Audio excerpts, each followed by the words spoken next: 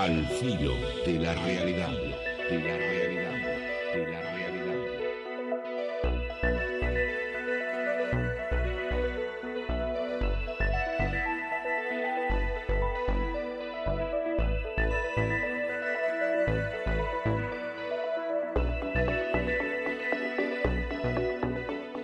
En sembradíos de Inglaterra y del norte de Francia, círculos que en un principio se asociaron a las marcas de presuntos aterrizajes de ovnis, pero que después, por su complejidad, por su verdadero aspecto de jeroglíficos escritos sobre la Tierra, y en tal sentido tendríamos que hablar entonces de geoglifos, es decir, escrituras sobre la Tierra, hablaban más de algún tipo de intento de comunicación de alguna inteligencia ubicada fuera de nuestro planeta que de meras evidencias físicas del asentamiento de naves extraterrestres. Lo que en un principio fueron círculos concéntricos donde el maíz, el trigo se encontraba aplastado en el sentido de las agujas del reloj, evidenciando aparentemente el torbellino producido en la atmósfera por la aproximación de uno de estos objetos voladores no identificados, comenzó a complejizarse al paso del tiempo, presentando aspectos que podemos encontrar muy similares a aquellos de las líneas de Nazca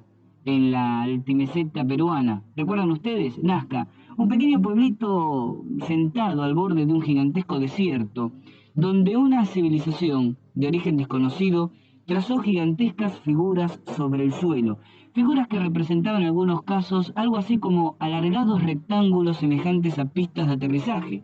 Tanto es así que, popularmente, cuando menos, las figuras de Nazca se las conoce más vulgarmente como las pistas de aterrizaje de Nazca.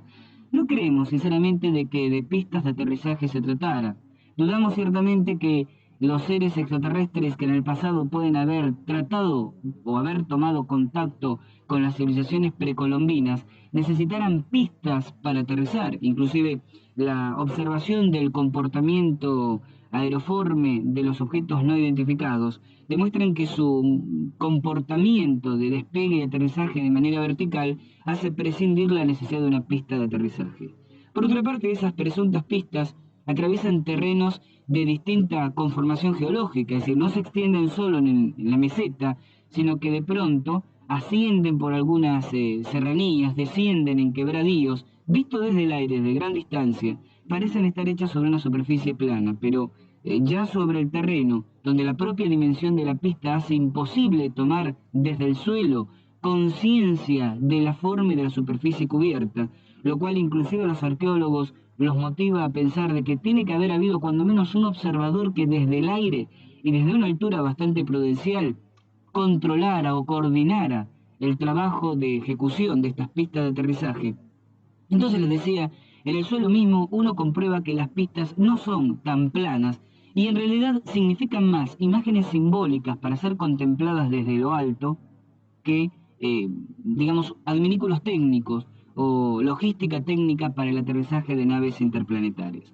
Además, las pistas son las menos. La mayor parte de las figuras de Nazca son figuras zoomorfas, gigantescas arañas, una ballena, pájaros, entre ellos se destaca un gigantesco colibrí que tiene 180 metros de extremo a extremo de sus alas, figuras antropomórficas y una inextricable red de líneas rectas pero cruzadas en ángulos muy dispares que en conjunto ha llevado a distintos investigadores, arqueólogos y neoarqueólogos. Recordemos que la neoarqueología es esa hija bastarda de la arqueología que estudia la probabilidad de la existencia de civilizaciones desconocidas en el pasado humano o de la llegada de seres extraterrestres en la antigüedad a nuestro planeta. Entonces, neoarqueólogos y arqueólogos, les decían, suponen que también Nazca puede haber servido como algo así como un gigantesco observatorio astronómico, planetario astronómico, dibujado sobre el suelo. Recordemos que las líneas de Nazca se establecen a partir del hecho de que los indígenas, quien quiera que los hayan hecho, han removido la capa superficial de tierra y han reacomodado las piedras, las toscas sueltas de la meseta para conformar esas imágenes que se ven desde el cielo. Lo interesante de Nazca, independientemente de quién lo hizo y cuándo lo hizo, porque de eso los arqueólogos no tienen la menor idea, hay una cultura que uno puede consultar en los libros de texto sobre arqueología, ¿no? La cultura Nazca. La cultura nazca, una cultura que se ambienta más o menos en el año 700 de nuestra era, se caracteriza por tejidos polícromos, o sea, de múltiples colores, y por una alfarería no cosida. Pero la única relación que hay entre este pueblo y las gigantescas y fascinantes líneas de Nazca es el hecho de que todo se encuentra en el mismo lugar.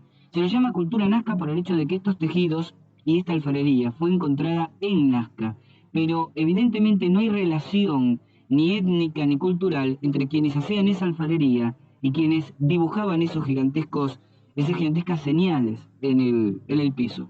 Dice la leyenda inca que las líneas de Nazca están desde el tiempo en que los dioses visitaron la tierra y fueron hechas por sus hijos, los hijos de los dioses, creados por una cruz entre la raza estelar y las razas humanas para llamarlos desde el espacio cada vez que les fueran necesarios.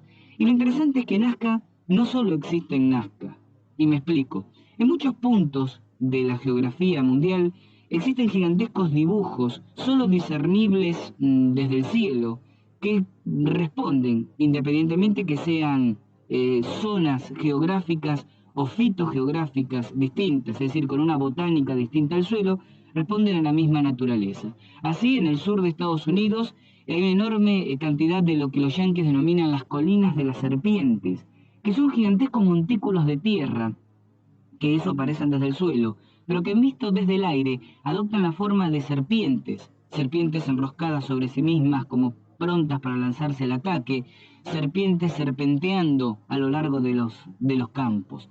Ese tipo de túmulos o dibujos en el cielo existe en Chile, existe en Inglaterra, existe en Japón, en la India, en Francia. Recordemos, por ejemplo, las gigantescas figuras unidas por los menires de Karnak, en Bretaña, no en Gran Bretaña, no en Inglaterra, en Bretaña, que es esa península francesa que se vuelca sobre el Canal de la Mancha. Y Nazca vuelve a aparecer en el presente, les decía, con estas extrañas figuras que están apareciendo en el sur de Inglaterra. Evidentemente hay un pueblo que alguna vez nos visitó. Evidentemente hubo un pueblo terrestre que llamó a los dioses elaborando gigantescas figuras sobre el suelo. Y evidentemente desde el cielo alguien nos ha contestado. Que nos contesta a veces de una manera enigmática pero pacífica, como los dibujos del sur de Inglaterra. Pero a veces también desde el cielo se nos advierte de que no nos metamos en ciertas cosas, como si en algún lugar del espacio una inteligencia se sintiera molesta por nuestro indagar. Las advertencias tienen muchos aspectos. La destrucción de gigantescas construcciones terrestres, como la desintegración del Observatorio Radioastronómico de Jodrell Bank en Estados Unidos hace aproximadamente 3 años, o como las intervenciones de los hombres de negro, los misteriosos Men in Blacks, esos seres vestidos completamente de negros, aparentemente humanos, que en distintos momentos de la historia aparecieron en nuestra sociedad para silenciar investigadores o para silenciar a los estudiosos de la problemática parapsicológica y del fenómeno ovni en general. El extraño accidente sufrido por un observatorio radioastronómico, esto fue en el año 1988. Yo les cuento primero un poquitito de qué se trata esto de un observatorio radioastronómico. Están los observatorios astronómicos, esos que tienen gigantescos telescopios para una observación visual, es decir, óptica del cielo. Y están los radiotelescopios. ¿Qué es un radiotelescopio? Una gigantesca antena parabólica, como las que están tan de modas hoy en día tener en el techo de casa para engancharse a los satélites o las que tienen los videocables, ¿no? Para recibir conexiones satelitales, pero mucho más grande, por supuesto, que reciben las emisiones de radio producidas por fuentes. Esto de fuente significa cualquier cuerpo estelar dentro de nuestra galaxia o fuera de nuestra galaxia. Todo cuerpo, aunque uno no lo crea, la luna, el sol, los otros planetas, las lejanas estrellas, los famosos agujeros negros, los cuásares, es decir, todas esas cositas que deambulan en el universo, producen emisiones electromagnéticas. Los radiotelescopios capturan esa emisión electromagnética y la traducen, lo cual permite saber, por ejemplo, a qué distancia se encuentra, cuál es su tamaño, cuál es su naturaleza, de qué está hecho, cómo se comporta, si hay otros cuerpos cerca o no, por ejemplo, si hay planetas alrededor de esas estrellas, si se trata de estrellas binarias. ¿Qué son estrellas binarias? Dos estrellas que están muy cerquita una de otra y que giran las dos sobre un centro común de gravedad. Y también, por otra parte, es dable suponer que si en algún momento una civilización extraterrestre trata de contactarse con nosotros, vamos a recibir su mensaje mediante algún tipo de aparato que permite recibir señales electromagnéticas. Para eso están precisamente diseñados los radiotelescopios. Hay dos grandes grupos de radiotelescopios puestos en funciones para tratar de pescar emisiones inteligentes intergalácticas. Jodrell Bank y Green Bank. Bueno, precisamente en el 88, en 1988, una noche en que el radiotelescopio de Jodrell Bank estaba orientado hacia un cúmulo estelar, es decir, hacia un grupo de estrellas que se conoce en el ámbito astronómico como CTA-102, ubicado aproximadamente a unos 94 años luz de distancia. Recuerden ustedes que un año luz es la distancia, el periodo de espacio que recorre en un año la luz, algo así como 9.000 billones de kilómetros. Es lo que recorre en un año la luz a raíz de 300.000 kilómetros por segundo. Bueno, multipliquen esa cifra que les dije, 9.000 billones, no millones, billones de kilómetros por 94, y en esa distancia, como quien dice aquí a la vuelta, ¿vio?, se encuentra CTA-102. Y entonces les decía, Jodrell Bank se encontraba orientado hacia CTA-102, formando parte de un rastreo para recoger señales inteligentes intergalácticas. Era una noche absolutamente despejada, nada de viento, no se veía una nube en el horizonte que permitiera suponer una próxima tormenta. Y sorpresivamente, a las 2:55 de la mañana, el radioobservatorio se desmoronó. Las fotografías que distribuyó la prensa no lo mostraban vencido en sus soportes, quizás por fatiga del metal o producto de algún sabotaje. Por otra parte, no se escuchó ninguna explosión. Simplemente la gigantesca antena parabólica hizo algo así como una gigantesca implosión. En vez de explotar, implotó. Se volcó hacia adentro, se arrugó, como si hubiera sido un gigantesco objeto de plástico sometido a una gran fuente de calor. Se derritió, literalmente. Nunca hubo una explicación hasta el día de hoy, o por lo menos nunca a la opinión pública, porque otras cosas son lo que pasan en los estamentos oficiales. Nunca se le dijo a la opinión pública qué fue lo que realmente había pasado. No se pudo argumentar la hipótesis de la destrucción espontánea, esto es, que la antigüedad del radiotelescopio, que después de todo no era tanta, lo hubiera llevado a desmoronarse por sí mismo, porque el comportamiento del metal no respondía a esa característica. La hipótesis de una gran tormenta que lo hubiera arrasado tampoco es válida, primero porque el aparato estaba diseñado, obviamente por sus características, para resistir terribles presiones del viento, y segundo que esa noche no hubo absolutamente nada. Dijeron algunos astrónomos que solamente algún tipo de energía desconocida proveniente de ese punto cósmico, de la CTA-102, pudo haber concentrado toda su potencia, todo su poder en el radiotelescopio, derritiéndolo de esa manera. Y quizás, decía uno de los astrónomos de Jodrell Bank, posiblemente en CTA-102, el radiotelescopio estuvo a punto de descubrir algo que la humanidad todavía no tenía que conocer. Y alguien o algo, ubicado en ese lugar del universo o en otro punto, lo destruyó precisamente para que no pudiéramos por ahora, por el momento, enterarnos qué es lo que está pasando en ese lugar del universo. Esto puede tomarse de alguna manera como una especie de intimidación extraterrestre, es decir, el uso o el abuso de la fuerza para que la humanidad, en su escala del conocimiento, en su trepar hacia el conocimiento, no se entere de ciertas cosas. Como decía Luca Prodan, ¿no?, de sumo, mejor no hablar de ciertas cosas. Bueno, algo parecido debe empezar en algún lugar de CTA-102, porque se encargaron de arrasar un radiotelescopio terrestre cuando estaba quizás a punto de descubrir uno vaya a saber qué tipo de actividad intergaláctica. Pero también hay otro tipo de intervenciones extraterrestres en nuestra sociedad. Yo ya dejo totalmente afuera de la mesa de trabajo y no voy a discutir sobre si hay marcianos entre la gente o no lo hay, para referirme a otro tema de rock, ¿no? Es decir, si existen los extraterrestres o no. Yo, en lo personal, en lo particular, pienso que sí, pienso que está perfectamente demostrado. Podría ahora pasar el avisito comercial y recomendarles que lean alguno de mis libros publicados en editoriales de Buenos Aires sobre ovnis, pero no pienso pasarlo. Pero les comento que sí, o sea, yo creo que está más allá de toda duda y no es la oportunidad para volver sobre las pruebas de las visitas extraterrestres a nuestro cielo. Pero sí creo que hay seres extraterrestres que manipulan la inteligencia humana. Por ejemplo, la intervención de los hombres de negro. Por ejemplo, esos seres que aparecen vestidos completamente de negro, es decir, chaqueta negra, camisa negra, pantalón negro, sombrero negro y a bordo de automóviles negros, por algo se los llama así, hombres de negro, ¿no? Men in Blacks en inglés, por eso los conocemos en omnilogía como los MIBs. Y entonces estos seres aparecen en la actualidad para silenciar a testigos de casos importantes de apariciones ovni o para silenciar investigadores.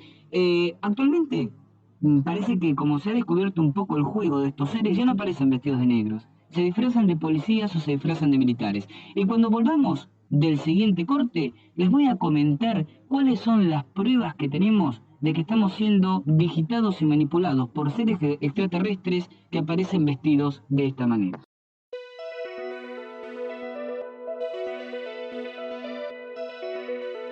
Al filo de la realidad, de la realidad, de la realidad.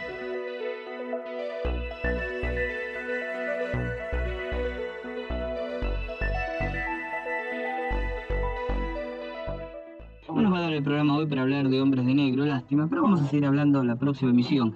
Lo que sí les quiero contar, porque algunos dicen, bueno, ¿y qué pruebas hay? Me lo decía Jorge Luna, no nuestro locutor recién, pero ¿hay alguna prueba de que realmente la cosa fue así? O sea, de que estamos siendo manipulados.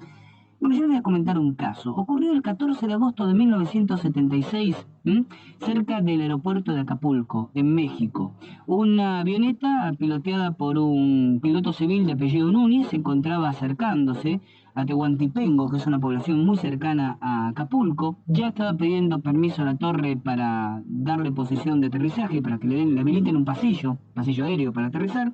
De pronto, los radares de la torre de control de Acapulco detectan 3 objetos voladores no identificados que a gran velocidad se acercan a la avioneta. Se pierde el contacto con la avioneta.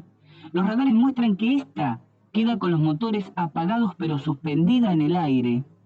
Y en la banda de radio por la cual se comunicaban con la avioneta, aparece la voz de un ser que dice ser uno de los tripulantes de ovnis y emplear al tripulante, es decir, al piloto Núñez, como una especie de medio a través del cual comunicarse con los humanos. Y se establece entonces un diálogo que ahora les voy a hacer escuchar. Esta es una grabación que a través de distintos investigadores y aquí en Paraná, gracias a la cortesía de nuestro amigo Alberto Marzo, llegó a nuestras manos. Un locutor va pasando en limpio, digámoslo así, lo que dice el jefe de la torre de control de Acapulco a la supuesta entidad extraterrestre que está dominando mentalmente al piloto del avión, y después también traduce, porque a veces es difícil de entender la grabación, traduce lo que le es contestado a la torre de control desde el avión. Insistimos, no era el piloto el que tenía conciencia de los actos, estaba en un estado de trance hipnótico, sino que era manipulado por los tripulantes de ovnis durante un cierto periodo del trayecto. Se sostiene en el aire de manera ingrávida el avión, se lo emplea el piloto obviamente en contra de su voluntad, qué mejor ejemplo de manipulación que esta. Se lo emplea el piloto en contra de su voluntad para que sirva de puente o de nexo comunicante con la torre de control. Ustedes van a escuchar entonces ahora la grabación. Son las aclaraciones que hace el locutor de lo que después aparece en la cinta, copiada directamente del original. Ustedes saben que toda torre de control, cuando se decreta un estado de emergencia, tiene la obligación de grabar todas las conversaciones, desde torre al avión. En este caso, obviamente, también así se hizo. Y podríamos hablar mucho más del caso de Núñez de agosto de 1976. Pero escuchen ustedes la grabación donde por primera vez, quizás en la historia de la humanidad, una presunta entidad extraterrestre, a través de una glotis humana, de un órgano de fonación humano, se pone en contacto verbalmente con controladores de torres de vuelo y este es el mensaje que se recoge. De la torre de control del aeropuerto de Acapulco le preguntan al piloto: no comprendo de qué manera tienen al piloto a bordo, por qué tienen al piloto a bordo, en qué forma, en estado hipnótico.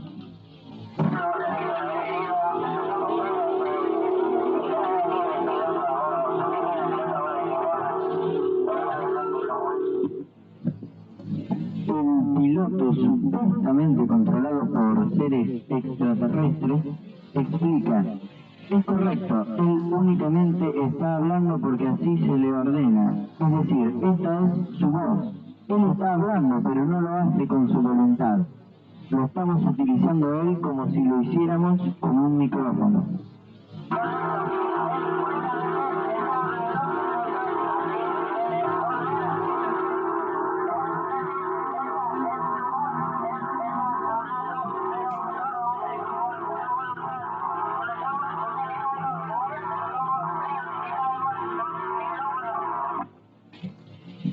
Agrega a continuación: sus equipos son demasiado primitivos. Esta es la única manera de transmitir un mensaje.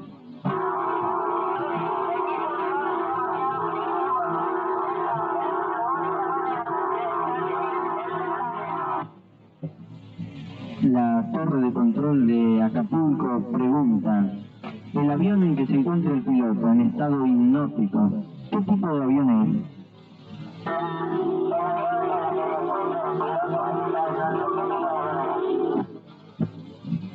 Contestan los supuestos seres controlando al piloto: este avión estaba volando sobre México, estaba volando cerca de la ciudad, y lo estábamos observando desde esta mañana, como ustedes lo llaman.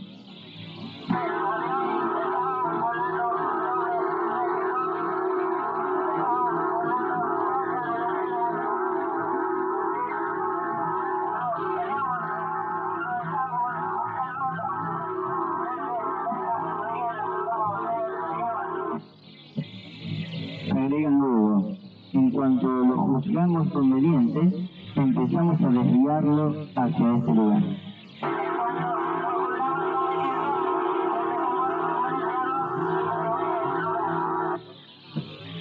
Pregunta atónito el controlador de la torre de Acapulco: una vez terminado de controlar al piloto por los medios mentales, ¿es posible que aterrice el avión aquí en Acapulco?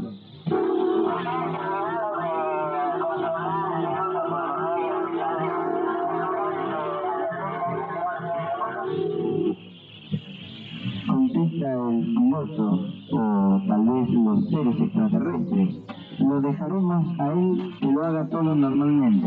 Él no recordará nada de este mensaje y retornará solamente hasta donde nosotros lo juzguemos conveniente. La grabación está entrecortada.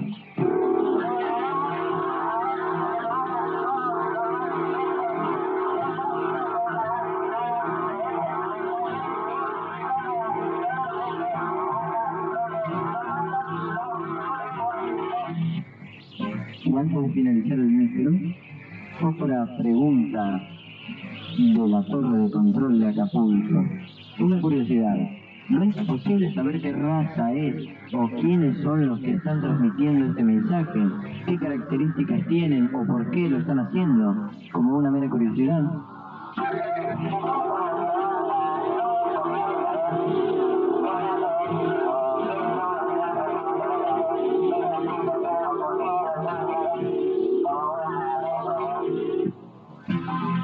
Respuesta: nosotros somos físicamente iguales a ustedes. Les vuelvo a repetir que todas las razas del universo somos físicamente iguales, excepto algunas, y la grabación se entrecorta.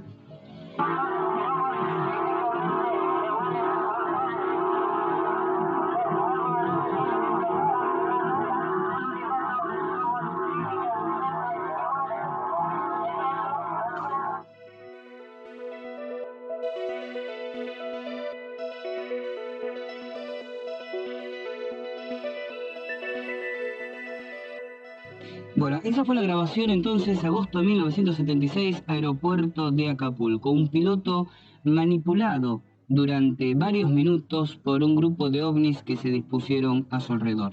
Los extraterrestres no tienen, pienso yo, intenciones tan mesiánicas, tan bondadosas como se nos hacen pensar. Y en líneas generales, la idea es la siguiente: sorpresivamente, en ciertas circunstancias, pilotos de aviones, operadores de centros de control de tráfico aéreo, investigadores científicos, quizás seres cotidianos en la calle, son interceptados psíquicamente para cumplir determinadas funciones, que como esta, como la de recién, servían meramente para reproducir un mensaje, pero cuando las circunstancias así lo exigen, bueno, el tema era poder transmitir o usar al piloto, al científico, al investigador como puente para un mensaje.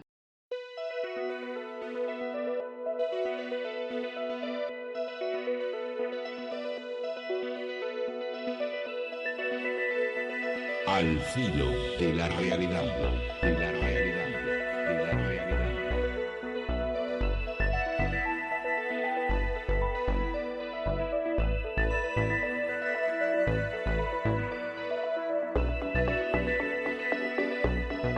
Allá por el siglo XVII, en los 1600, vos sabés que las distintas especialidades manuales, de artesanos y las distintas profesiones se organizaban en hermandades que tenían mucho de secreto, porque era una manera de conservar sus secretos profesionales para impedir la invasión en su ámbito laboral de elementos provenientes de otras disciplinas.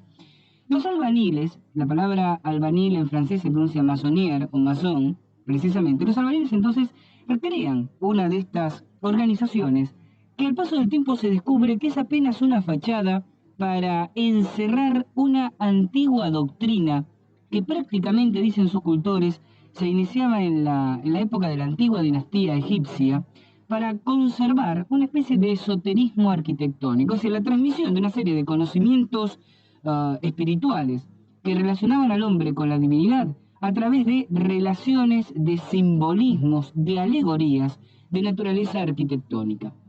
Entonces esta hermandad, que habría comenzado cuando Salomón decidió levantar el famoso templo del mismo nombre, Salomón habría, dice la leyenda, contratado o pedido al rey de Tiro a su mejor maestro mayor de obras. Y este le envía un sacerdote y arquitecto llamado Hiram, con H, no como las normas Hiram, sino Hiram o Hiram, como lo pronunciaban ellos.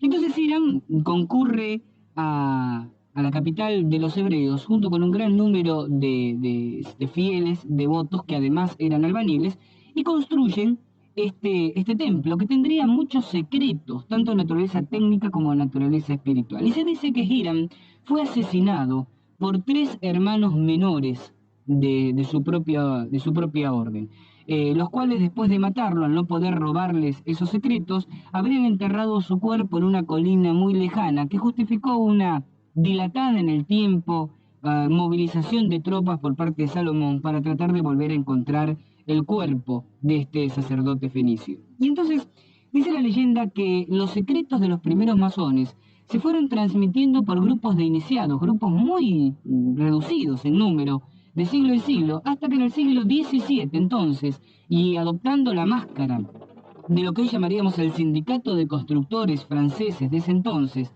que pronto tuvo filiales en Inglaterra, en Alemania, en Flandes, que entonces era una república independiente, más tarde en España y en Italia, habría de ser organizado para tratar de actuar sobre el medio. Mucho se ha dicho de los masones y generalmente ha sido una de las organizaciones más mal entendidas de todas las que has tenido la historia de la humanidad. Yo vuelvo a repetir algo que dije en su oportunidad. Yo no soy masón, respeto mucho a los masones. He tenido oportunidad de conversar con maestros masones y con hermanos masones en la ciudad de Buenos Aires y aquí en la ciudad de Paraná. Me ha llamado la atención sobremanera su filantropía, su natural idealismo en la búsqueda de tratar de hacer obras de bien.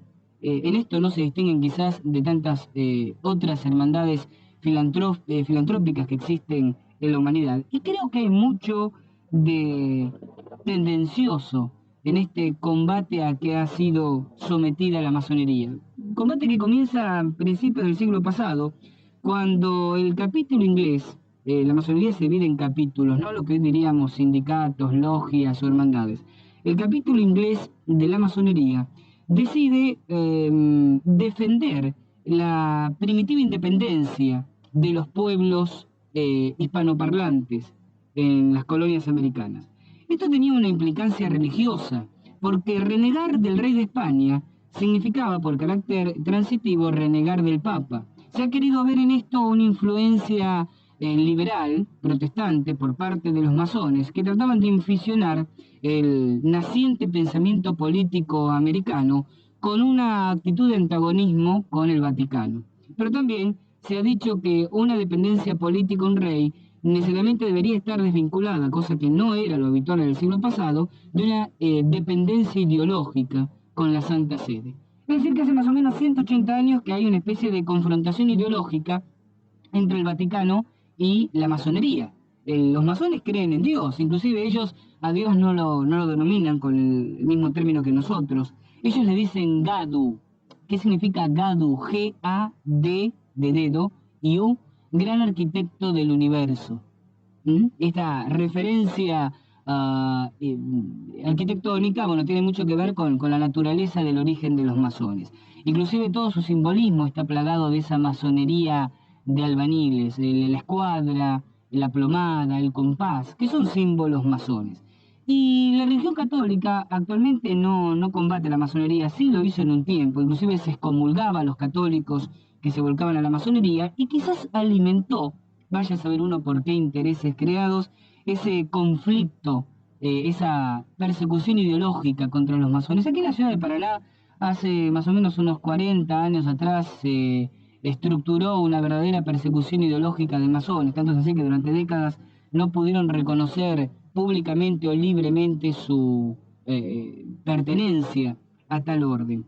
Y eso motivó muchos malentendidos por parte de la gente. Hay gente que cree que los masones hacen satanismo, que alientan el canibalismo, que realizan sacrificios rituales. Esto yo lo he escuchado de algunos asistentes a charlas mías, ¿no? Decir totalmente convencidos de que sabían de que los masones hacían sacrificios rituales en sus reuniones. Inclusive hay gente que dice que en la sede de la masonería local de aquí en la ciudad de Paraná, que es una antigua casa ubicada sobre la calle Andrés Pasos, se realizan cultos satánicos. Y eso solo puede ser producto de una ignorancia supina de lo que es el simbolismo alegórico de la práctica del masón. Porque en la práctica masónica, en las tenidas, la palabra tenida en masonería define a las reuniones, a los cónclaves masónicos. Y las tenidas blancas, como les dicen ellos, son las reuniones abiertas a todo público, masones o no masones. Es decir, en las tenidas se hace una representación simbólica del asesinato de Hiram. No gratuitamente yo comencé el relato hablándoles, y hablándote a vos, Hernán, que me hiciste la pregunta, de aquel asesinato de aquel sacerdote y arquitecto fenicio, Hiram. Porque ellos, ¿qué hacen? Uno de los masones representa a Hiram, cae en el piso como muerto, y entonces, antes de entrar al Gran Oriente, que es una habitación o un sector de una habitación donde el iniciado, recibe la iluminación, este tiene que representar simbólicamente la muerte de Hiram y pasar sobre su cadáver. Esto tiene un sentido alegórico. En realidad, lo que el masón está queriendo expresar es que abandona las dependencias terrenales, expresadas por el cuerpo muerto, y se acerca hacia la luz. Y decir que esto es una especie de apología de la violencia ritual sería tan ridículo como decir que los católicos hacen apologías del canibalismo porque en sus misas, es decir, en sus reuniones sacras, beben la sangre de Cristo o comen el cuerpo de Cristo. Inclusive, ustedes tienen que saber que si en los primeros años de esta era, ¿no? Especialmente durante la época de Tiberio y de Maximiliano I, eran tan perseguidos los católicos, no era porque el pueblo romano, más allá de que fuera pagano, tenía un encono o un entripado particular contra los católicos. El pueblo creía, erróneamente o de muy mala fe incentivada esta creencia por sus sacerdotes, los sacerdotes y paganos, el pueblo romano creía que los católicos realmente eran caníbales, que bebían la sangre de sus líderes y que comían su carne. Claro, era una interpretación totalmente desfasada, totalmente en contra del sentido lógico de lo que es una alegoría, un simbolismo sagrado propio del culto católico. Entonces con la masonería pasa lo mismo. Hoy en día los masones están mucho más integrados a la sociedad, participan de obras de bien, y hay masones que se valen de la masonería para ascender en los pináculos del poder, eso es cierto. El tristísimo ejemplo de Licio Gelli, el brujo López Rega, la P2, ¿no? La Propaganda 2. Pero bueno, también hay buenos católicos y malos católicos. Pienso que no se les puede baldar a los masones solos por el hecho de serlos y debería reconocerse en última instancia el gran aporte que han hecho a la humanidad. A fin de cuentas, aquello de liberté, igualité, fraternité, libertad, igualdad y fraternidad, el gran lema de la Revolución Francesa, es desde tiempo inmemorial el lema de los masones.